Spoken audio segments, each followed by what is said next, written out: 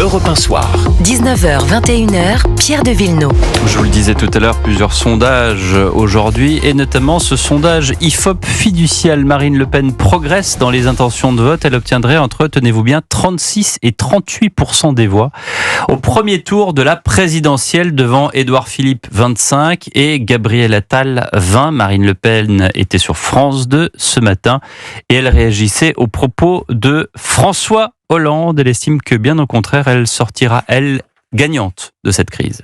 Je pense que les responsables politiques et les commentateurs devraient être prudents dans leurs analyses. Un sondage paru ce matin vient contredire l'intégralité des commentaires que j'ai pu entendre depuis une semaine. Qu'ils ne prennent pas leurs rêves pour la réalité. Voilà. Le problème de la classe politique française, c'est sa déconnexion avec la réalité. Quel que soit le Premier ministre, c'est important, Catherine Ney, de dire que Marine Le Pen reste très puissante en ce moment. Ah oui, elle reste très puissante et peut-être a-t-elle raison. D'ailleurs, la classe politique et le président de la République est tellement démonétisé aujourd'hui que d'avoir renversé ce Premier ministre qu'il ne méritait pas, parce que les RN disaient mais c'est pas Barnier qu'on en veut, c'est à Macron. C'est à Macron, oui. Parce que elle s'est sentie méprisée et puis surtout dénoncée comme l'ennemi public numéro 1 par la Macronie. Ça a quand même été terrible cette dissolution pour elle.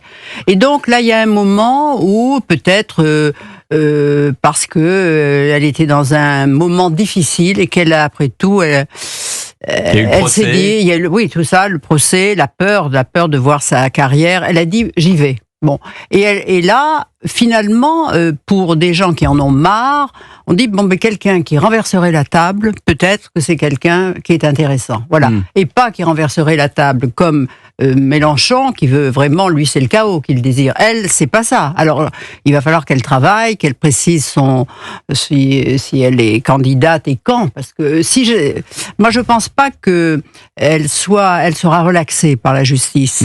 Mais ce qu'elle peut espérer, c'est être condamnée à de l'inéligibilité, mais pas que ça soit exécutoire. Bon, donc elle a des recours, elle a le temps de s'y prendre, et puis après, si elle est réélue, tout ça est pardonné. Elle est réélue. Vous vous rendez compte le message de la justice? S'il y a 36 à 38% des Français qui la mettent devant tout le monde, et on leur dit, après qu'il y ait eu 11 millions d'électeurs pour le RN au mois de juin dernier, qu'on leur dise finalement cette dame est inéligible, cette responsable politique est inéligible, il y a quelque chose qui n'est pas logique en fait dans tout ça, j'ai l'impression. Ce qui s'est passé, c'est que beaucoup de commentateurs, en effet, d'éditorialistes, conseillaient plutôt à Marine Le Pen d'empocher son gain après les derniers arbitrages qui allaient dans son sens par Michel Barnier, notamment sur la taxe d'électricité de mémoire. Ce qu'elle n'a pas fait, parce que je suis convaincu que les réquisitions du 13 novembre sont pour elle une véritable déflagration, pas que politique, mais y compris sur le plan psychologique, humain. Revenons un peu sur ce que pouvait lui avoir dit son père, mais pourquoi se normaliser? Le système ne voudra jamais de nous.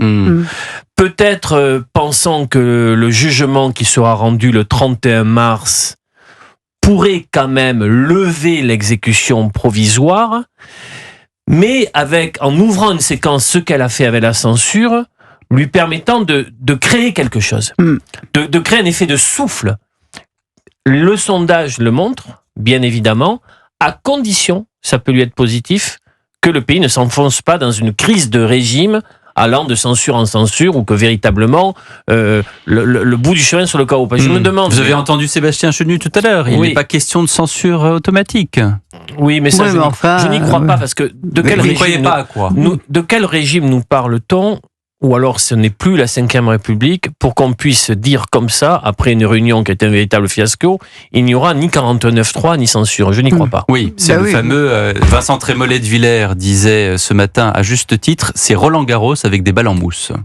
Très belle image. Voilà, Catherine Ney, c'est ça. Oui, mais c'est surtout si on enlève les outils de la Ve République, et maintenant avec Mélenchon qui demande la démission du président, c'est la fin de la Ve République. Donc, il faut faire... moi, je ne sais pas si le président a acté l'instauration d'une proportionnelle. Moi, je pense que la proportionnelle... on maîtrise pas ce qu'elle peut donner. Donc ça peut être pire que on le. Et il y a les. On dit qu'elle favorise des partis qui généralement sont en retrait. Bon. Oui, mais là, elle peut dans la situation actuelle, parce qu'on a vu que dans le fond avec le scrutin uninominal à 2 tours, eh bien, on avait des résultats proportionnels. Oui, alors c'est quasiment une proportionnelle. C'est quasiment une proportionnelle. Alors pourquoi la faire ? Alors est-ce que c'est uniquement pour permettre aux socialistes de ne pas être dans la gueule de Mélenchon ? Je veux dire, c'est quand même c'est joué.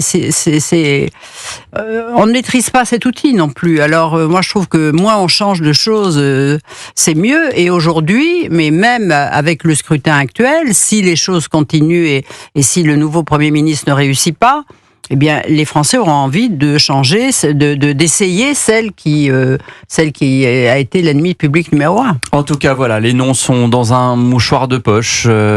François Bayrou, Sébastien Lecornu, on parle de Monsieur Le Drian également. On va reparler de tout ça. Madame Vautrin. Pierre, on aura un Premier ministre demain soir. Demain soir. C'est ce qu'on nous dit. Ou vendredi matin. Au retour de Pologne. Voilà, à moins que les Polonais gardent Emmanuel Macron, le fait qu'on il y a peut-être des arguments. C'est enthousiasmant le fait qu'on ait enfin une date. C'est demain soir. Bah écoutez, je sens que ça ne suscite pas chez vous. De toute façon, vous reviendrez. Vous reviendrez justement en parler demain soir, si c'est votre ami François Bayrou qui est si Catherine est là. Voilà, rendez-vous est pris, 19h55. Merci à vous deux. Hervé Marseille, sénateur UDI des Hauts-de-Seine, sera notre invité juste après le journal de Maël Hassani. À tout de suite sur Europe.